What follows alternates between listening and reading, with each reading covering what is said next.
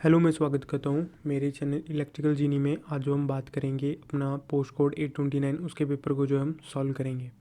तो सबसे पहले अगर हम क्वेश्चन नंबर 1 से स्टार्ट करते हैं। In which of the following substance the resistance decrease with increase in of the temperature. ये बहुत बार रिपीट हुआ आपका और ये आपका बेसिक क्वेश्चन बन जाता है। तो हमें पता है कि जैसे कॉपर एंड सिल्वर होगा वो पॉजिटिव टेम्परेचर कोफिशिएंट में आएंगे, कांस्टेंट आपका जीरो में आएगा और कार्बन आपका नेगेटिव में आएगा। मींस जैसे टेम्परेचर को इंक्रीज़ करेंगे तो आपका जो रेजिस्टेंस है वो डिक्रीज़ हो जाएगा। तो जो आपका फर्स्ट क्वेश्चन है उसका आंसर हो जाएगा ए, कार्बन।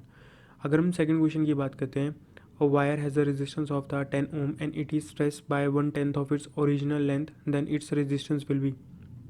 तो हमें पता है कि रेजिस्टेंस 10 ओम है और आपका जो लेंथ है वो स्ट्रेस होके 1/10 ऑफ ओरिजिनल को मतलब बढ़ जाएगा आपका बेसिकली। तो आपका जो अब न्यू लेंथ होगी वो 1.1 एल हो जाएगी। तो बस हमारे पास पता है कि जब भी आपकी लेंथ को बढ़ाया जाता है तो अपना जो फॉर्मूला होता है वो एन स्क्वायर इंटू आर होता है। और अगर अगर आपका एरिया को बढ़ाया जाएगा आर बाई एन स्क्वायर हो जाएगा और डायमीटर को बढ़ाया जाएगा आर बाई एन 4 हो जाएगा। तो यहाँ पर जो है 1.1 डालेंगे जिसके थ्रू हमारा जो आंसर है वो है 1.21 आर ओम। तो ये हो जाएगा अपना 2 का बी। अगर हम अपने थर्ड क्वेश्चन की बात करेंगे तो ये जो 829 क्वेश्चन पेपर है ये जो है आपका ज़्यादातर जो क्वेश्चन है इसमें रिपीटेड है। ये आपका 579 या 580 पोस्ट कोड है, उनमें से जो है ज़्यादातर क्वेश्चन इसके जो है 60 क्वेश्चन वहाँ से रिपीटेड हो चुके हैं। 2017 में जो क्वेश्चन पेपर हुआ था वहाँ से जो है यहाँ पर रिपीटेड क्वेश्चन है। A cell of a negligible resistance and the EMF of 2 volt is connected to series combination of 2, 3 and 5 ohms. The potential difference in volt between the terminal of a 3 ohm resistance will be। तो हमें पता है 2, 3 and 5 और हमारे पास 2 volt की battery है। तो हम अब निकालना चाहते हैं कि 3 ओम के अक्रॉस कितनी वोल्टेज है। तो हम क्या निकालेंगे, V is equal to I into R है। हम वोल्टेज हमें 2 है, हम इसमें करंट निकालेंगे जो सीरीज़ में सबके पास सेम होगा। तो निकला 1.5, 1/5।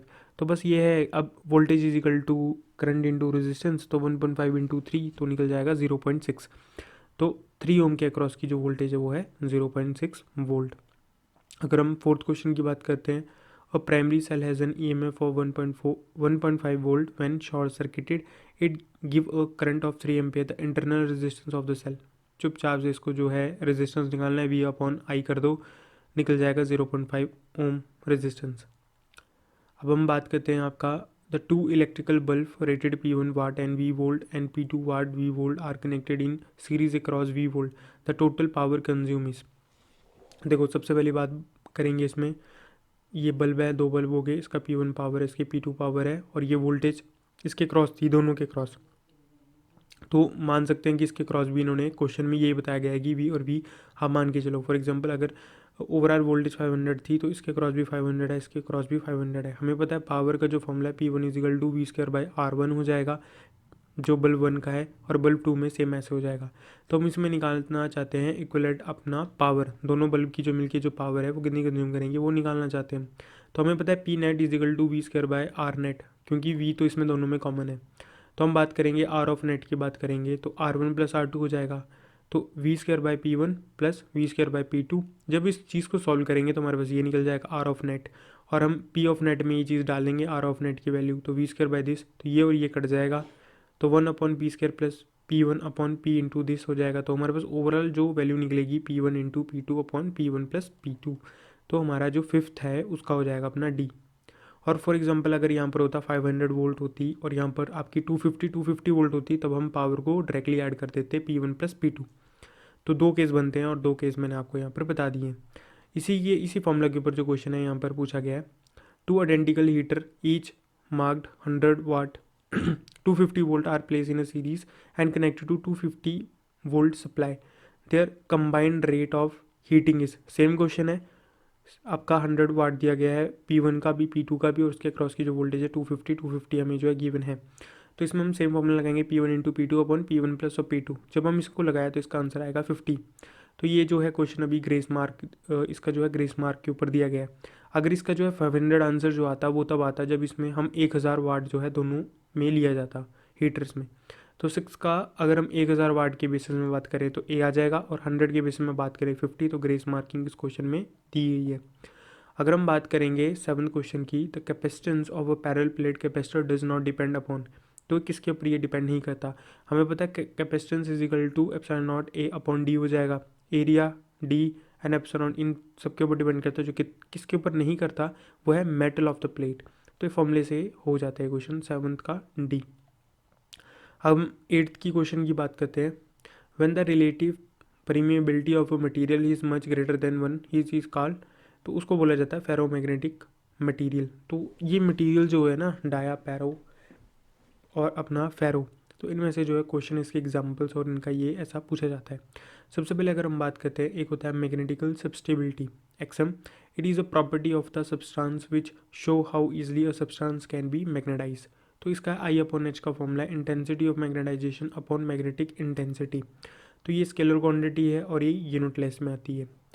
अगर हमारा एक्सएम पॉजिटिव होगा तो material will be attract by the magnetic field lines हो जाएगा, जिसमें एग्जांपल है पैरा एंड फेरो। और अगर ये चीज़ नेगेटिव होगी तो material will B repel by the magnetic field, जैसे कि आपका डाया। तो अगर हम सिर्फ डाया की बात करते हैं तो डाया में होता क्या है, इसमें सिर्फ डाया की मैंने बात किया है। डाया में होता क्या है, बेसिकली जो हमारे पास ये मैग्नेटिक लाइंस जो होगी वो इसके अंदर से पास नहीं करेगी, वो इसको रिपेल कर देगा। मीन्स आपकी जो मैग्नेटिक लाइंस है वो ऐसे पाथ को जो है फॉलो करेगी। तो इसमें जो इसके मैग्नेटिकल सब्सटेबिलिटी होती है वो स्मॉल एंड नेगेटिव देखने को मिलती है। अब जो इसकी मैग्नेटिक सब्सटेबिलिटी है वो इंडिपेंडेंट ऑन टेम्परेचर, ये इंपॉर्टेंट क्वेश्चन है कि ये डिपेंड नहीं करती, बाकी की इन्वर्सली प्रोपोर्शनल टू टेम्परेचर होती है। और इसमें जो है परमानेंट डाइपोल्स हमारे पास जो है नहीं बनते हैं, इसको याद रख लेना आप। And repel away from the applied magnetic field, ये तो है ही है। और परफेक्ट डायामैग्नेटिज्म तब होगा जब आपकी इसकी जो रिलेटिव परमिटिविटी है वो आपकी जीरो हो जाएगी, और ये कंडीशन होती है सुपर मैग्नेट की। इसमें जो एग्जाम्पल होती है डायामैग्नेटिक मटेरियल्स में, इसमें कॉपर आता है। अधिकतर आपको जो है नेट में इसमें कॉपर को पैरा में लिया जाता है, पर नहीं, जो कॉपर होता है वो आपका डाया में आता है। तो कॉपर, फिर गोल्ड, फिर सिल्वर, फिर डायमंड, फिर लेड, फिर जर्मीनियम, सिलिकॉन एंड एक्स्ट्रा। तो कॉपर का मैं भी एक बार कंफर्म करके जो है कमेंट्स में मैं बता दूंगा अगर आपको डाउट होगा इसमें, और मैं भी अपना क्लियर कर लूँगा। मेरे को भी थोड़ा सा इसमें डाउट हो रहा है क्योंकि इसमें डाया एंड पैरा आपको नेट में दोनों दिख जाएंगे। वैसे तो डाया तो मैंने इसमें कॉपर में, डायमैग्नेटिज्म में मैंने कॉपर में रखा है वैसे तो। अगर हम 9th क्वेश्चन की बात करेंगे, the relative permittivity of a material is 0.998 it is. तो ये क्या है, डायमैग्नेटिक मटेरियल्स आता है, जैसे मैंने यहाँ पर बात की थी, स्मॉल एंड नेगेटिव होता है। अब इसमें 10th क्वेश्चन की बात करेंगे, 1 वेबर इज इक्वल टू, तो 1 वेबर जो होता है वो 10 की पावर 8 लाइन्स होता है, या मैक्सवेल बोलते हैं जिसको। अगर हम 11th क्वेश्चन की बात करेंगे, the SI unit of the reluctances, तो रिलक्टेंस है flux equal to MMF upon reluctance, reluctance equal to ampere turn upon weber. अब 12th क्वेश्चन की अगर हम इसमें बात करें, a 2 centimetre long coil has a 10 turn and carry a current of 750 milliampere and 2 magnetization force of the coil is. तो पता है magnetizing force equal to N I upon L हो जाएगा। नंबर ऑफ टर्न हमें given है, current हमें given है, और लेंथ हमें जो है मीटर की फॉर्म में हम लेकर आएंगे, तो हमारा इसमें आंसर आएगा 375 एम्पेयर टर्न पर मीटर। यूनिट से हम देख लेंगे इसको, सेंटीमीटर को मीटर में करना है तो यूनिट्स के हिसाब से भी पता चल जाता है अगर याद ना रहे तो। अगर हम 13 क्वेश्चन की बात करेंगे, if the number of the turn of a coil is increase is reluctance, हमें पता है reluctance is equal to L into mu naught A होता है, और अगर हम टर्न्स को बढ़ाएंगे तो मीन्स लेंथ बढ़ेगी, और लेंथ बढ़ेगी तो रिलक्टेंस बढ़ जाएगा। तो 13th का हो जाएगा बी। बाकी जो इंडक्टेंस का फॉर्मूला होता है वो फ्लक्स लिंकेज अपॉन करंट होता है। फ्लक्स लिंकेज मीन्स एमएमएफ होता है वो। अब हमारे पास जो एमएमएफ होता है फ्लक्स होता है सॉरी, तो एन इंटू 5 अपॉन आई होता है, जो फ्लक्स होता है वो एन आई अपॉन रिलक्टेंस में चल जाएगा। तो एन स्क्वायर बाय रिलक्टेंस जो है लास्ट में इंडक्टेंस का जो फॉर्मूला बन जाता है। तो अगर हम 14th क्वेश्चन की बात करेंगे, the internal resistance of a lead acid battery is mainly due to, तो ये किसकी वजह से होता है, आपका इलेक्ट्रोलाइट की वजह से ही जो है इंटरनल रेजिस्टेंस होता है लेड एसिड बैटरी का। बाकी अगर हम 15th क्वेश्चन की बात करेंगे, a 100 volt peak A C is an effective has dash D C, तो एक में इसकी पीक वैल्यू है और हमें इसमें आरएमएस वैल्यू इसकी जो निकालनी, क्योंकि आरएमएस वैल्यू जो होती है वो ऐसी वैल्यू होती है जो एसी और डीसी में सेम होती है, मीन्स इसको हीट के बेसिस में कैलकुलेट किया जाता है। तो RMS equal to V max upon √2 हो जाएगा, और वी मैक्स अपना 100 है, तो 100 अपॉन 100 70.7 वोल्ट हो जाएगा। तो 15th का सी। अगर हम 16th क्वेश्चन की बात करेंगे, तो form factor of a sinusoidal wave is, तो वो है अपना form factor equal to RMS upon average, और पीक फैक्टर होता है मैक्स वैल्यू अपॉन आरएमएस, ये दोनों इंपॉर्टेंट है, आप याद रख लेना। तो आरएमएस वैल्यू जो होती है सोनोसाइडल की वो होती है Vm/√2, और एवरेज वैल्यू होती है 2Vm अपॉन पाई। जब सॉल्व करेंगे तो 1.11। और पीक फैक्टर की बात करेंगे मैक्स वैल्यू अपॉन आरएमएस, तो ये आएगा Vm/√2, तो आएगा 1.414। 16th का हो जाएगा बी आंसर। अगर हम इसमें 17th की बात करेंगे, सिंपल है। In a series RLC circuit, the voltage across the R, L and C this respectively the voltage applied the source। तो वही है V इजिकल टू रेजिस्टेंस होगा, उसका स्केयर हो जाएगा रेजिस्टेंस के क्रॉस की वोल्टेज, यानी इसमें होगा तुम्हारा VL माइनस और VC, क्योंकि यहाँ पर 50 और यहाँ पर 20 है, तो L इसमें ज़्यादा है, तो इसको जब हम सॉल्व करेंगे तो कितना निकलेगा 50 वोल्ट। 17th का हो जाएगा अपना सी, सिंपल था ये। अगर हम इसमें 18th की बात करें, फॉर एन एडिशन और subtraction of phasor we use which form. जब भी हमें एडिशन करनी है तो हम रेक्टेंगुलर फॉर्म लेते हैं। रेक्टेंगुलर फॉर्म होता है A+JB, ठीक है। तो इस फॉर्म में हमारे पास जो है देखने को मिलता है। तो इसमें हम एडिशन और सब्ट्रैक्शन कर सकते हैं। और पोलर फॉर्म का लेते हैं जब इसको डिवाइड करना है। पोलर फॉर्म इस तरीके से रिप्रेजेंट की जाती है, जब मल्टीप्लाई और डिवाइड करना हो तो पोलर फॉर्म होगी, प्लस और सब्ट्रैक्शन करना हो तो रेक्टेंगुलर फॉर्म हमें जो है देखने को मिलेगी। अगर हम इसमें 19th क्वेश्चन की बात करेंगे, the impedance of a circuit is 10 ohm if the inductive subsistence is 1 siemens then the inductive resistance of each phase is. तो अगर हम यहाँ पर बात करेंगे तो हमें जो इम्पिडेंस है वो 10 ओम दिया हुआ है। 10 ohm equal to R plus of JX हो जाएगा, इमेजिनरी टर्म्स J है, और Z is equal to R plus JX इस फॉर्म में लिख सकते हैं, और आपका जो एडमिटेंस है वो G प्लस J भी लिख सकते हैं। तो कंडक्टेंस है एंड ये आपका सब्सिस्टेंस है, जो हमको यहाँ पर 1 गिवन दिया गया है। जब भी हमें इम्पिडेंस को एडमिटेंस में कन्वर्ट करना हो तो इस फॉर्म में करते हैं, Z is equal to 1/G plus JB।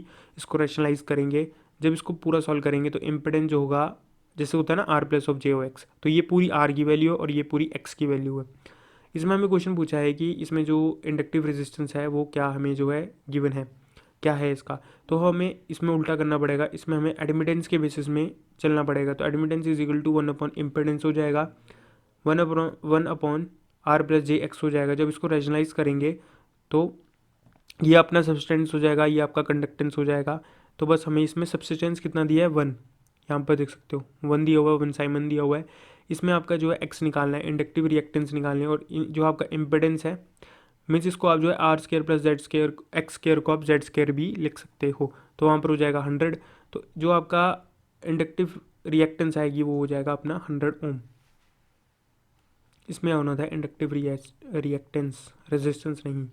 तो 19 का हो जाएगा अपना सी आंसर।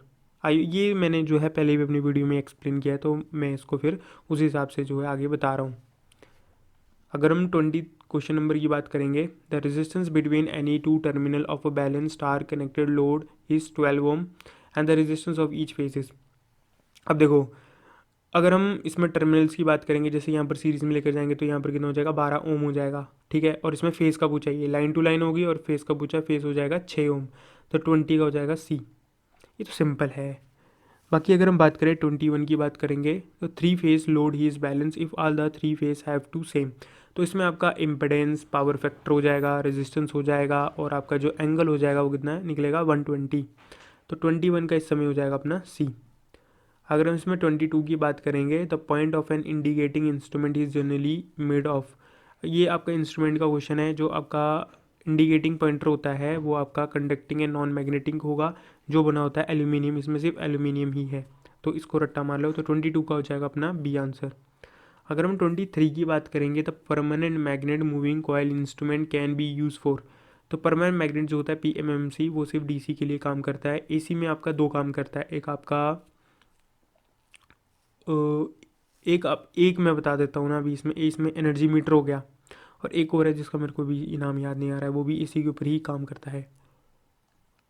रेक्टिफायर इंस्ट्रूमेंट करके उसका नाम है, तो जो कि आप देख सकते हो। थोड़ा उसके नाम का मैं भूल जा रहा हूँ, स्किप हो जा रहा है बार बार माइंड से।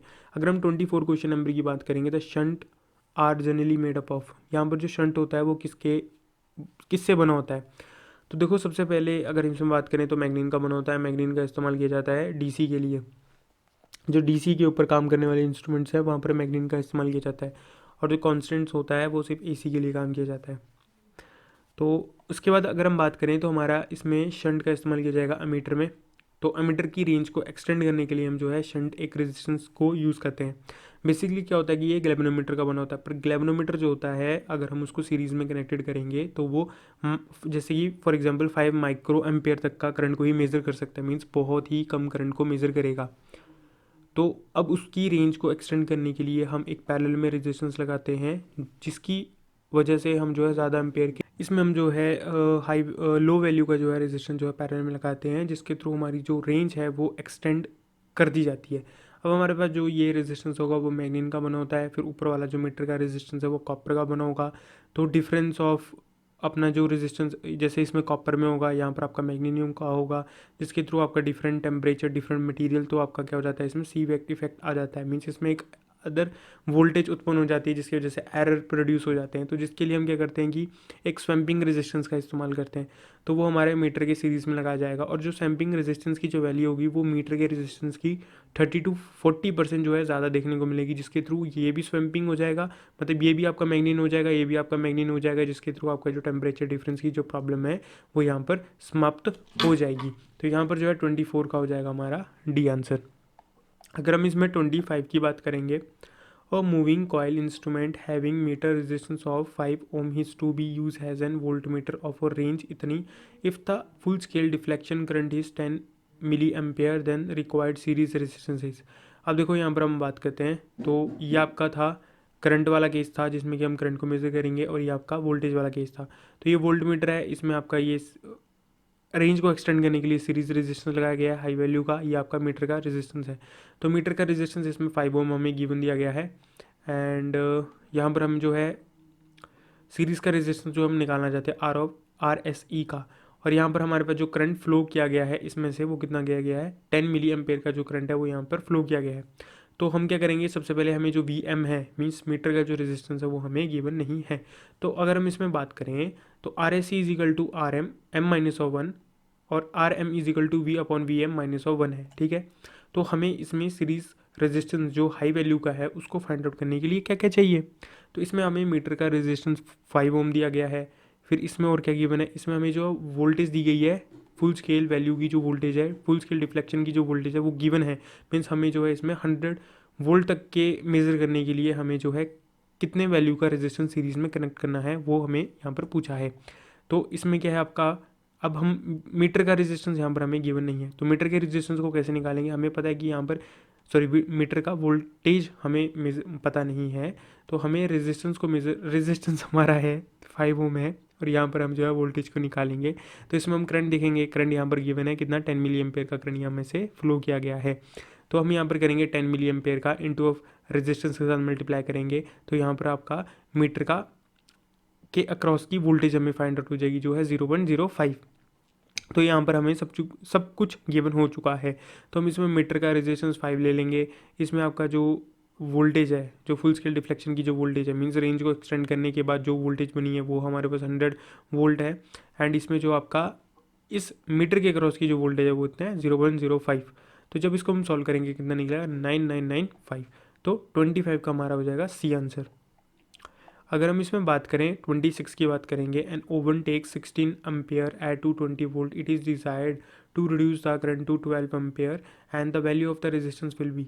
तो देखो 16 एम्पेयर से 12 एम्पेयर तक लेकर जाना है, मीन्स करंट को कम किया जा रहा है, तो मीन्स रेजिस्टेंस की वैल्यू बढ़ाई जाएगी, और इनके अक्रॉस की जो वोल्टेज है 220 वोल्ट हमें गिवन है। तो हमें सबसे पहले इसको कैसे करना है, तो हमें पता है V is equal to R plus R dash, और 12 एम्पेयर का यहाँ पर करंट है, जो हमें मेन मकसद जो हमारा है 16 से 12 एम्पेयर तक का करंट करना, मीन्स रेजिस्टेंस को इंक्रीज़ किया जा रहा है।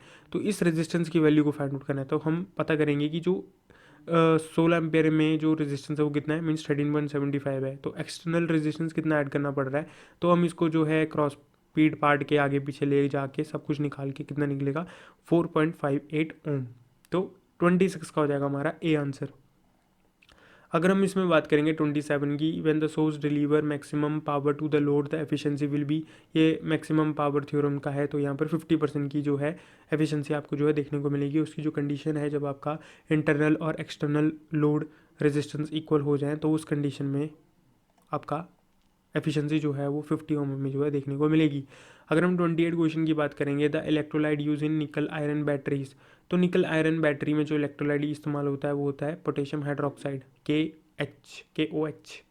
इसमें इसमें 2 वाला बेस का पावर नहीं लगती ना, इसका आंसर हो जाएगा अपना नन ऑफ दिस। अगर इसमें 29 की बात करेंगे the MMF is analogous to, तो ये कितना होता है, ये होता है हमारे पास इलेक्ट्रोमोटिव फोर्स। ये तो सिंपल था, मीन्स आपका EMF। अगर हम 30 क्वेश्चन की बात करेंगे the 1 Henry inductance carry a current if 3 ampere will store the energy. हमें पता है कि जो अपना एनर्जी को निकालेंगे 1/L² हो जाएगा LI², तो इसमें हाफ हो जाएगा 0.5 हो जाएगा। इंडक्टेंस हमें 1 दिया गया है, करंट हमारा 3 दिया गया है। जब इसको सॉल्व करेंगे तो 4.5 वाट सेकेंड, तो ये सबको आंसर दिया जाएगा, ग्रेस मार्किंग। अगर इसमें 31 क्वेश्चन की बात करेंगे if the frequency of the power supply is 60 hertz the time period of a 1 cycle will be, तो हमें पता है frequency is equal to 1 time होता है, तो और टाइम को उधर ले आएंगे, यहाँ पर टाइम होना था, ये एफ़ की जगह टी होगा, ये एफ़ हो जाएगा, यहाँ पर 60 हर्ट्स हो जाएगा, एंड जिसके थ्रू अपना निकलेगा 16.67 मिली सेकेंड। 31 का सी। अगर हम इसमें 32 की बात करेंगे the power dissipated in a pure capacitance of an RC series circuit, तो प्योर कैपेसिटेंस कभी भी पावर को कंज्यूम नहीं करती है, तो 32 का हो जाएगा ए। अगर हम 33 की बात करेंगे और 3 phase load he said to be balance load if all the 3 phase have same, तो ये वही है जो हम पर ऊपर रिपीट हुआ था, इम्पिडेंस, पावर फैक्टर एंड आपका जो एंगल होना चाहिए फेस के बीच में वो 120 डिग्री। अगर हम 34 क्वेश्चन नंबर की बात करेंगे the maximum permissible operating temperature of class E insulation material will be, ये रिपीटेड हो जाता है और इंपॉर्टेंट है, तो YAEBFHC, तो यहाँ पर है 95, 105, 120, 130, 150, 180 एंड अबव 180, तो यहाँ पर ई का पूछा है तो 120। देखो इस क्वेश्चन में आपका काम है, जो इस वीडियो को देख रहा है कृपा करके आप अगर इसकी इम्पॉर्टेंट एप्लीकेशन अगर जानते हैं तो कृपा करके आप जो है कमेंट सेक्शन में लिख देना। इसमें आप मेरे को ये बताना जो माइका है वो किस प्रकार की इंसुलेशन के टेम्परेचर में लाइक करती है, ये प्लीज़ पक्का आप ये मेरे को कमेंट सेक्शन में लिख देना, धन्यवाद। अगर 35 क्वेश्चन नंबर की बात करेंगे the EMF induce in a secondary winding of a 50 hertz single phase transformer having 1000 turns on its secondary this and the maximum flux density in the core is this and the cross section area of the core, तो ये भी आपका ये repeated है। ये question मतलब ये आपका 579 या 580 इन पोस्ट कोड में जो है ये क्वेश्चन भी रिपीटेड था, मतलब ज़्यादातर क्वेश्चन यहाँ पर रिपीटेड है। हमें पता है ये RMS फॉर्म की जो है EMF है, मीन्स इंड्यूस EMF है, इज इक्वल टू 4.445 MFN, तो यहाँ से फ्लक्स निकालेंगे डैट इज़ 0.001 हमें जो है निकलेगा, तो हमें phi is equal to B × A होता है, हमें ये गिवन होता है। और यहाँ पर हम निकालना चाहते हैं क्या, क्रॉस सेक्शन एरिया, तो इसमें होगा फ्लक्स 0.01 एंड इसमें जो आपका फ्लक्स डेंसिटी है वो यहाँ पर गिवन है 0.1, तो यहाँ पर हमारा एरिया निकलेगा 0.01 मीटर स्क्वायर, तो 35 का हो जाएगा हमारा बी आंसर। अगर इसमें हम 36 की बात करते हैं और transformer when supply a load maintained 11 kV across load terminal when the load are switch off the terminal voltage become this and what is the voltage regulation of at this load, तो load यहाँ पर हमें load given है तो हमें जो है full scale value का लिखा जाएगा। अगर यहाँ पर नो लोड होता तो यहाँ पर NL लगता नीचे, मतलब आप समझ गए होंगे मैं क्या बताना चाहता हूँ। तो इसमें जो आपका नो लोड है वो आपको ये गिवन है, फुल लोड आपको ये गिवन है, और फिर आपका फुल लोड हो जाएगा क्योंकि लोड के रिस्पेक्ट में बात की जा रही है वोल्टेज रेगुलेशन में। और अगर आपका लोड नहीं लिखा होता तो हम इसमें नो लोड के बेसिस में बात करते हैं, मीन्स जो आपका FL है वो यहाँ पर NL हो जाता। तो यहाँ पर अब 36 को फिर पूरा सॉल्व करके हमारा 5% जो है आंसर आ जाता। अगर हम 37 क्वेश्चन नंबर की बात करेंगे the slip of 400 volt 3 phase 4 pole induction motor when rotating at इतना RPM, हमें पता है 4 पोल में 1500 RPM है, ठीक है। NR अपना 1440 है, इसका डिफरेंस 60 हुआ, 60/1500 हो जाता, तो इसका आंसर हो जाएगा 37 का सी। अगर हम 38 क्वेश्चन नंबर की बात करेंगे the phenomena of squirrel cage motor some time show a tendency to run at a very low speed is known as, देखो दो प्रकार की होती है, कॉगिंग होती है, क्रॉलिंग होती है। क्रॉलिंग में आपका लो स्पीड के ऊपर काम करता है, कॉगिंग में आपका लॉकिंग होने की वजह से रुक जाता है, तो 38 का बी हो जाएगा। अब इसमें 39 की बात करेंगे the speed revolving field for a 50 hertz air pole machine will be, तो यहाँ पर कितना हो जाएगा अपना 750 RPM। ये तो सिंपल है क्योंकि 6 पोल में 1000 है, तो 6 पोल से फिर आगे है तो मीन्स आपकी RPM कम हो जाती है, मीन्स N = 120 F/P, तो पोल को बढ़ाओगे तो आरपीएम तो कम होनी ही है, क्योंकि इन्वर्सली प्रोपोर्शनल का रिलेशन है। 40 क्वेश्चन नंबर की बात करेंगे, the speed regulation of a synchronous motor, तो कितना है अपना 0, क्योंकि एन एस और एन आर इक्वल होती है, तो N S minus N R upon N S हो जाएगा। तो एन एस और एन आर सिंक्रोनस मोटर में इक्वल होने के कारण N S minus N S upon N S, तो डैट इज़ 0। और वैसे भी सिंक्रोनस मोटर विदाउट जैसे डैम्पर वाइंडिंग होगी या पोनी मोटर के बिना वो नहीं चलती है। एक स्टार्टिंग टॉर्क की बात कर रहा हूँ मैं यहाँ पे। अगर हम 41 क्वेश्चन नंबर की बात करेंगे, the armature reaction in an electrical machine is effect of, तो क्या है armature flux on the main field flux. Simple question 41 का ए। अगर हम 42 की बात करेंगे, ये भी आपका पहले 579 में भी रिपीटेड था। अब मुझे पोस्ट कोड का एग्जैक्ट याद नहीं आ रही है, बट ऐसा ही क्वेश्चन मैंने अपने प्रीवियस जो मैंने सॉल्व किए हुए हैं उसमें मैंने ये बताया था। तो यहाँ पर यार जो डिस्ट्रीब्यूशन फैक्टर होता है वो sine M alpha by 2 upon M sine alpha by 2। तो इसमें अपना जो एम है मीन्स स्लॉट पर पोल पर फेज वो है 3। स्लॉट एंगल हमें 20 गिवन है, जब इसको सॉल्व करेंगे तो कितना निकलेगा 0.96। तो 42 का हो जाएगा अपना ए आंसर। अगर हम इसमें बात करेंगे 43 का, in a single phase repulsion motor the torque is develop on the rotor when the brush axis is fix. तो बस इसमें है टॉर्क इजिकल टू, इसमें जो आपका रिपल्शन मोटर में 2 साइन अल्फा कॉस अल्फा। तो अब जब देखो 0 भी डालोगे तब भी टॉर्क 0, 90 डालोगे तब भी टॉर्क आपकी 0, पर 45 डालोगे तब आपकी टॉर्क होगी। तो मीन्स यहाँ पर ये मैक्सिमम कंडीशन है, तो 43 का हो जाएगा बी। अगर हम 44 क्वेश्चन नंबर की बात करेंगे, which motor is use for blowers. तो डीसी में डीसी शंट मोटर का काम किया जाता है, एसी में आपका सर्कुलर केज मोटर का इस्तेमाल किया जाता है। तो 44 का बी एंड डी दोनों ठीक है। अगर हम 45 की बात करेंगे, a solid angle he is express in term of, तो आपका क्या है स्टेडियन, और आपका plane angle that is radian. बस इसकी यूनिट्स इंपॉर्टेंट है और कुछ नहीं। 46 की बात करें, in direct heating method the maximum heat transfer takes place by, तो ये आपका कंडक्शन के थ्रू, मतलब इसमें जो है ज़्यादा मैक्सिमम हीट जो है ट्रांसफ़र किया जाता है डायरेक्ट हीटिंग मेथड में। इसको याद करने वाली चीज़ है। 47 की बात करेंगे, a chemical equivalent of a substance is defined as atomic weight per valency. अगर हम 48 की बात करेंगे, the ammonia his prefer has a refrigerant in large commercial installation because, तो ये बहुत ज़्यादा जो है रिलेटिवली चीप है। 48 का ए, सब याद करने वाली चीज़ें चल पड़ी अभी ये। 49 की बात करेंगे, the direct current system employ for tramways operate on, तो ये इतना है 750 वोल्ट। 50 क्वेश्चन की बात करेंगे, the energy meter utilized at damping, तो एनर्जी मीटर में हमारी कौन सी लगती है एडी करंट डैम्पिंग। ये सबसे इफेक्टिव डैम्पिंग होती है। और सबसे सस्ती डैम्पिंग की बात करें तो एयर फ्रिक्शन डैम्पिंग हमें जो है देखने को मिलती है।